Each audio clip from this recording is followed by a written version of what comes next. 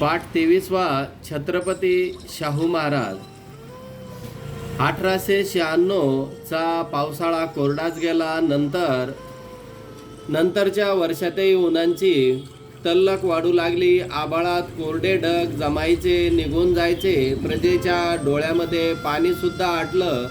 कोल्हापूरच्या सुपीक मातीला भेगा पडू लागल्या. शेतकरी आभाळाकडे डोळे लावून बसले होते. छत्रपती शाहू महाराजांनी लोक बोलायला लागले, इतका चांगला राजा मिळाला आणि आपल्यावर असं संकट आलं, काय करावं बाबा. आभाळाकडे कुऱ्हाड पडली र मानावर. सर्वत्र दुष्काळानं थैमान घातलं. हलकल्लोळ उडाला. जनावरं उपाशी पडली. बळीराजाचं काळीज दगडासारखं झालं. गाव पांढरी सोडून माणसं जगायला दूर चालली. गोर गरीब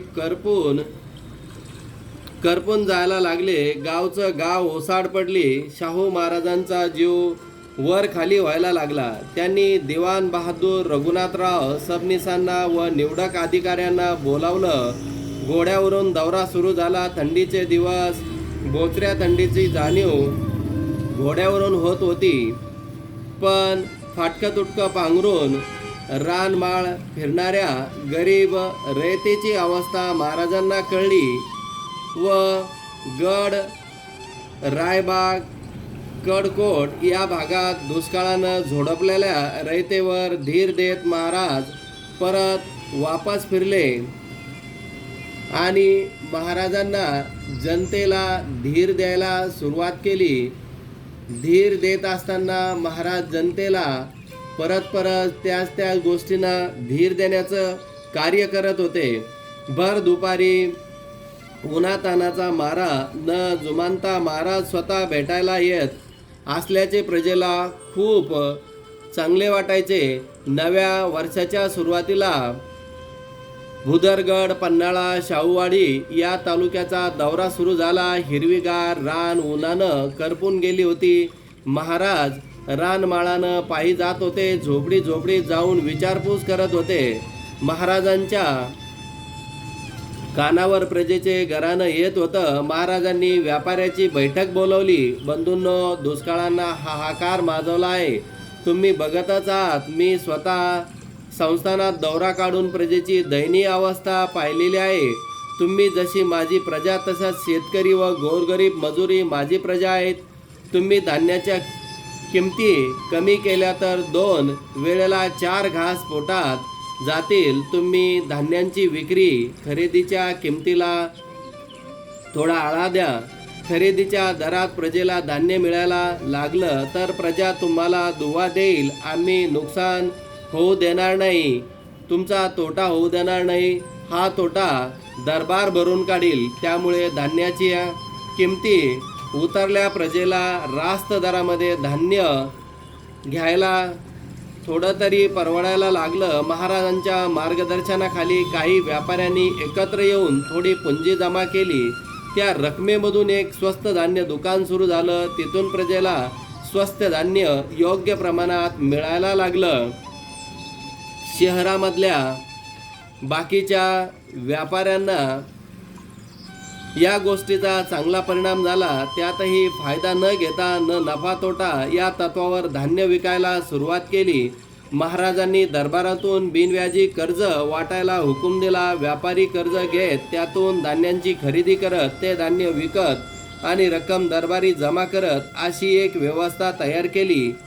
पाण्याचा प्रश्नही जनतेचा सुटला. महाराजांनी युद्ध पातळीवर काम सुरू झालं होतं. विहिरीला गाळ काढून नदीकाठी विहिरी खोदा. दरबारातून लागेल तेवढा खर्च करा. महाराजांनी आदेश दिले. त्यांनी राज्यातल्या नदी नाल्यांची पाहणी सुरू केली. बांधकाम खात्याला इंजिनियर्सला घेऊन आखणी करायला सुरुवात केली. तिथं शक्य होईल तिथं त्यांनी विहिरी आणि तलाव खोदले.